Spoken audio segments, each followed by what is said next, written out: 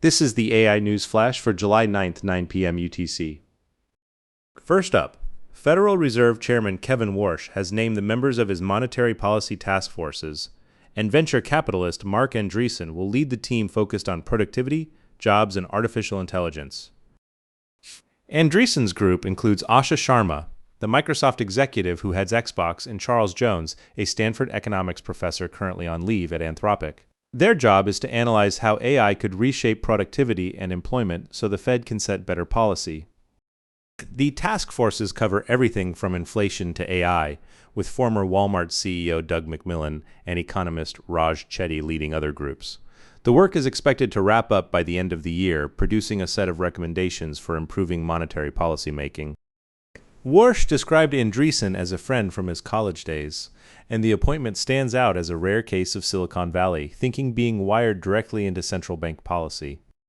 Second, Commerce Secretary Howard Lutnick is pressing South Korea's SK Hynix and Samsung electronics to expand memory chip production in the United States.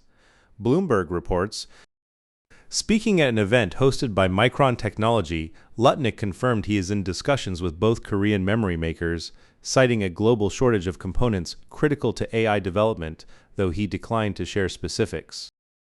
He acknowledged that Micron CEO Sanjay Mehrotra might not embrace having rivals expand their U.S. presence, but argued the American chip supply chain needs to become more robust.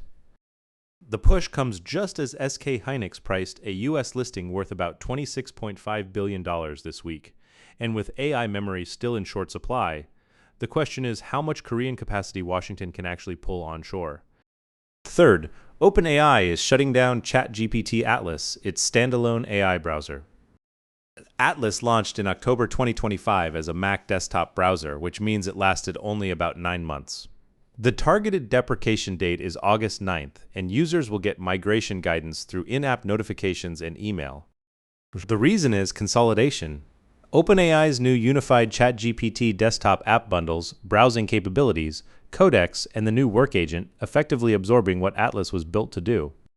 OpenAI's James Sun said these capabilities were built on what the company learned from Atlas users who took a leap of faith on a new browser, and the move suggests the AI browser race is shifting from standalone browsers to integrated assistants. Fourth, Anthropic has developed a new interpretability technique that peers inside its AI models, MIT Technology Review reports. The tool is called the J-Lens, short for Jacobian lens, an extension of the existing Logit lens. It reveals a hidden area dubbed J-space, which contains words related to outputs the model is likely to generate a few steps ahead. Analyzing Claude Opus 4.6, researchers saw intermediate numbers surface during math problems, and words like eye and nose appear while the model recognized ASCII faces. The most striking finding came from a failed debugging task, where the words panic and fake appeared in JSpace just before the model invented a bug that did not exist, exposing a gap between what the model computes internally and how it behaves outwardly. The results were validated externally by a researcher at Goodfire and demonstrated on the open-source platform Neuronpedia. The team compares the method to a flashlight rather than an overhead lamp, but it still marks a real step forward in making AI reasoning visible. That's all for this AI News Flash.